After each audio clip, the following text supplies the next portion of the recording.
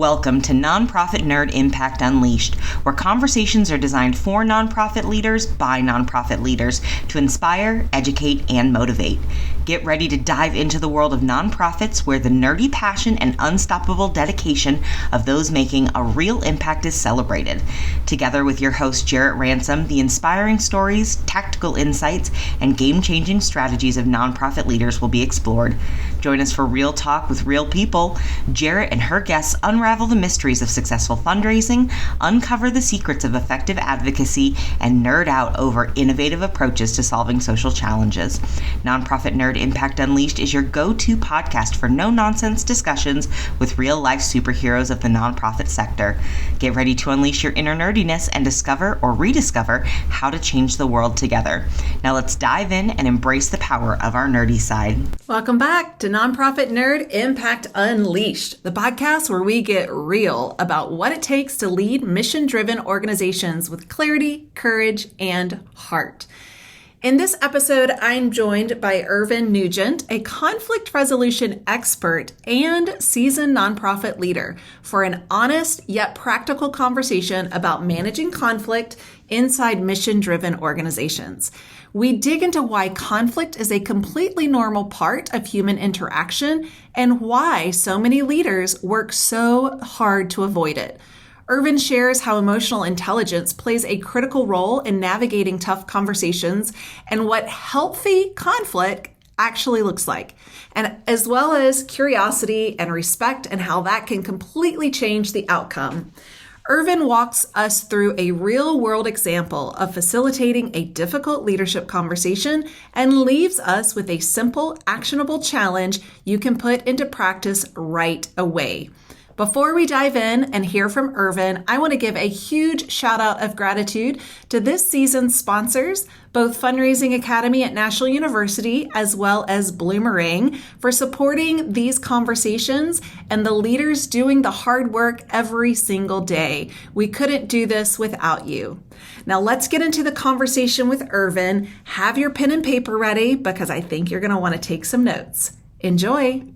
Well, hey there, everyone, and thank you so much for joining. Thrilled for today's guest. And if you happen to be doing more than listening and watching, you see these fun characters from Inside Out behind our guest. So, Irvine, thank you for saying yes and yes, pointing out those characters.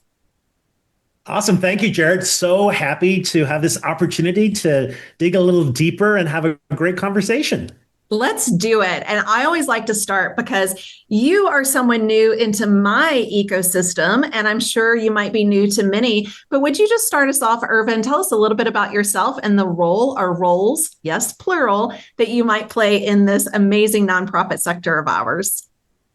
Yeah, so I am originally from the north of Ireland. That's where I was born and grew up. Came to the U.S. in my early 20s and lived in Florida. Primarily came to study, and so my career has really been centered in the nonprofit sector. I was CEO of two nonprofits. One was a local Catholic charities agency. The other was a nonprofit that primarily focused on the issue of youth homelessness and children aging out of the foster care system. That led to my own academic background, which is I did a doctorate in nonprofit management. And so I did research on nonprofit leaders and how they dealt with issues of transparency, accountability, and conflict. And then as I kind of departed the role of CEO in the nonprofit sector, I began my own practice. And that a huge sector of people that we work with are nonprofit leaders and nonprofit organizations. So really my whole life has been around this beautiful nonprofit sector. I have so much admiration for that. I say for myself, I was too young to go to school for nonprofit management. And so my undergrad, my master's, all of that is in something else relatable, complementary to the sector.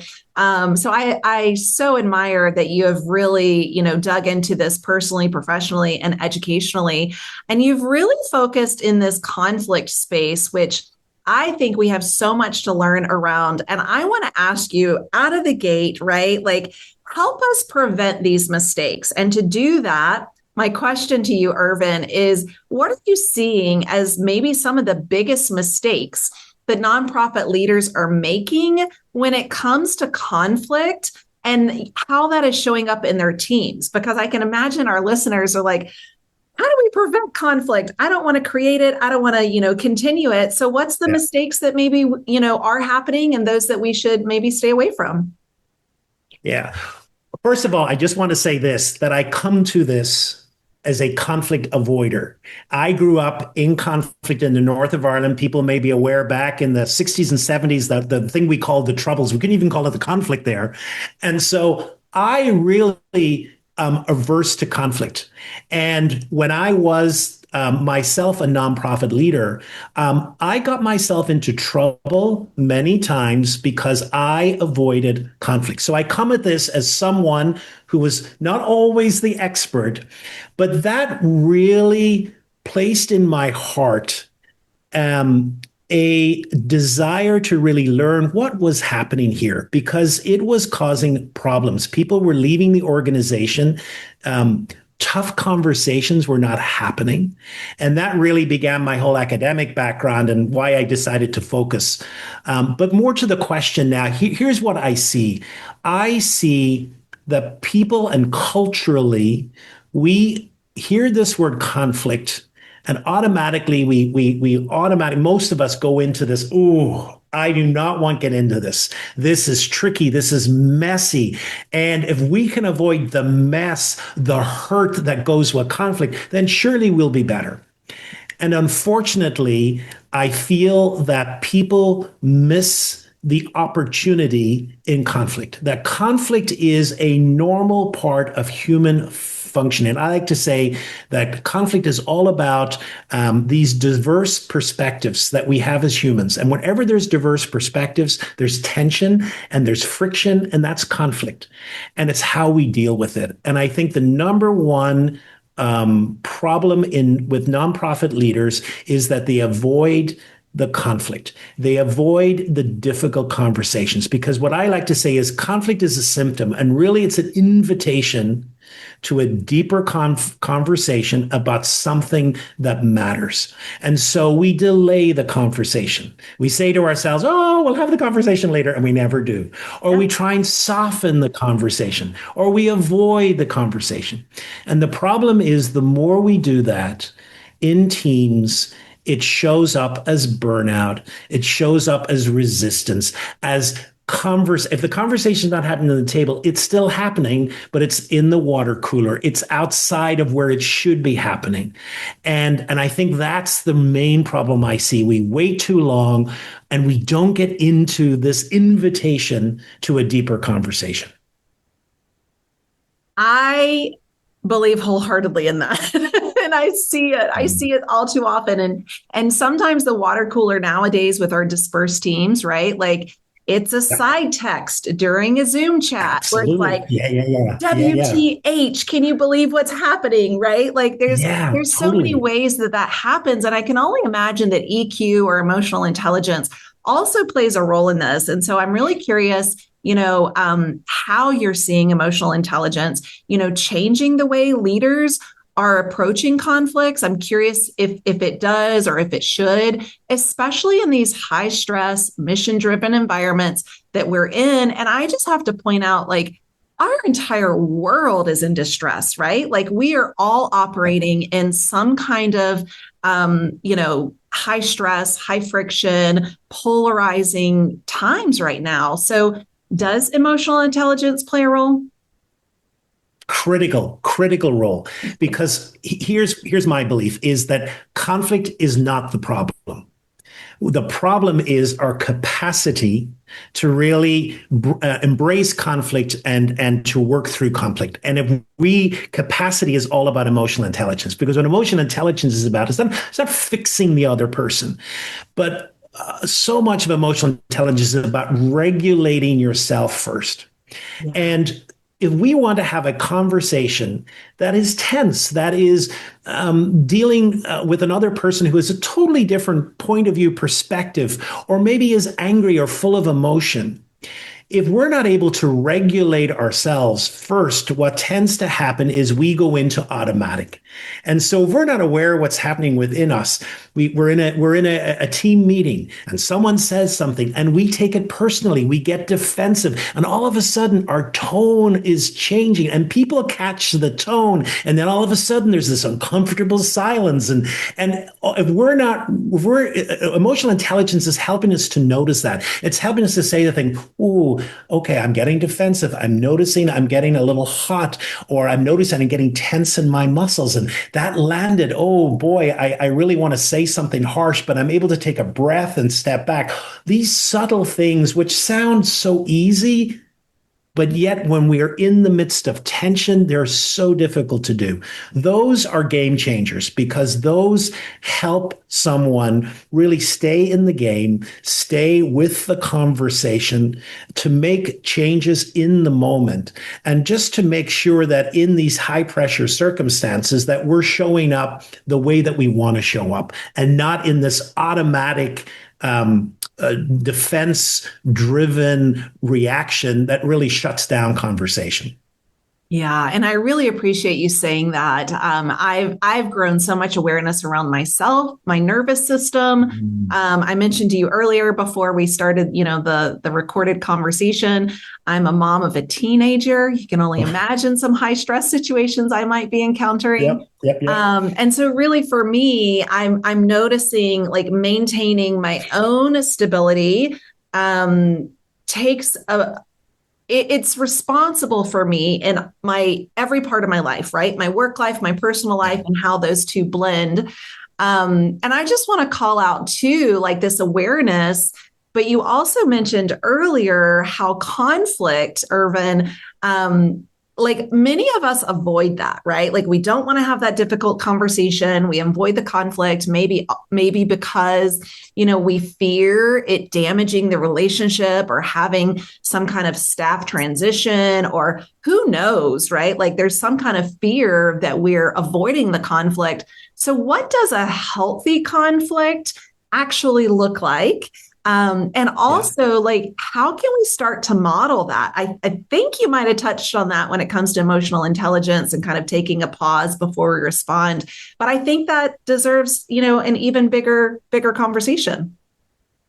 Yeah, it's a great question because, I think very often we think of conflict as something that is loud and aggressive, but sometimes conflict is being overly polite. And in the sense of teams have this internal recognition, well, we can't go there. We really can't say this. And so really it's this over politeness, and we never really get to the conversation because, well, if we have that conversation, then we're just going into a screaming match and we're going to damage the relationships.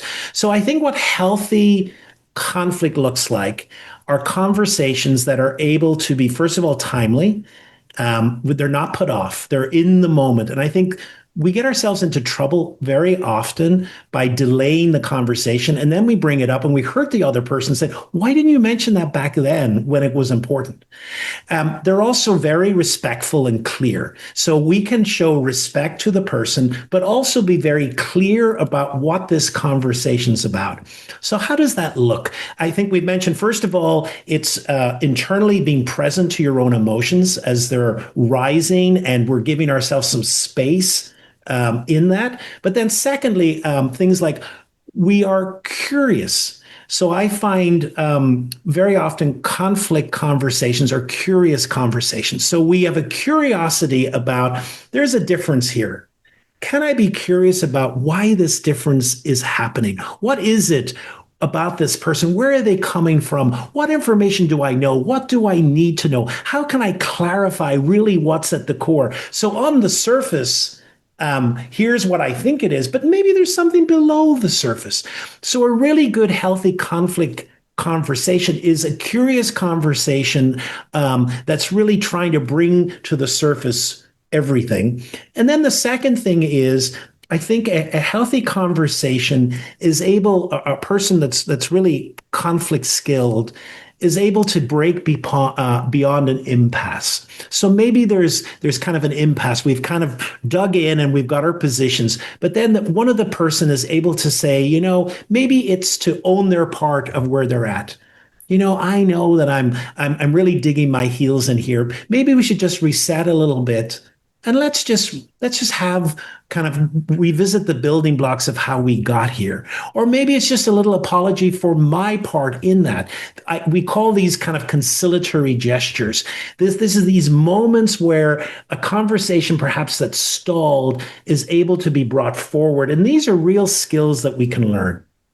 Wow, that sounds amazing. And it sounds like I love that you said earlier you're really conflict adverse and you don't want to have it, but also having it in a healthy way, and that we all have the invitation to do that. Is there a real world example? I'm sure you have tons, but any that you're able to share with us, of course, keeping some anonymity. But any real world examples, Irvine, that come to mind of how addressing this conflict in the way that you just described has maybe improved, like really directly improved, perhaps trust, morale, even performance within a nonprofit team?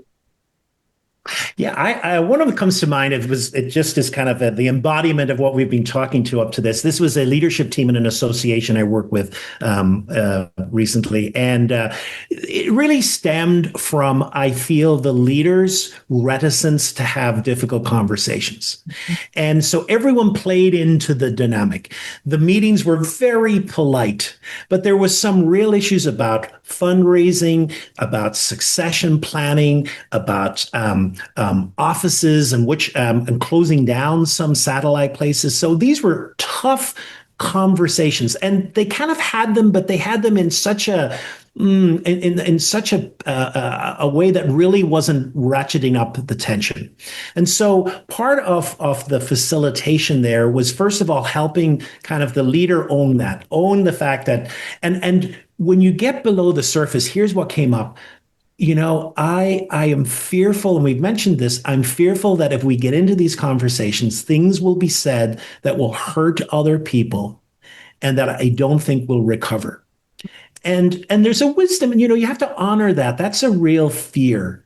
And then, a repositioning question for that team was, well, what if you don't have those conversations? Like, what might be the consequence?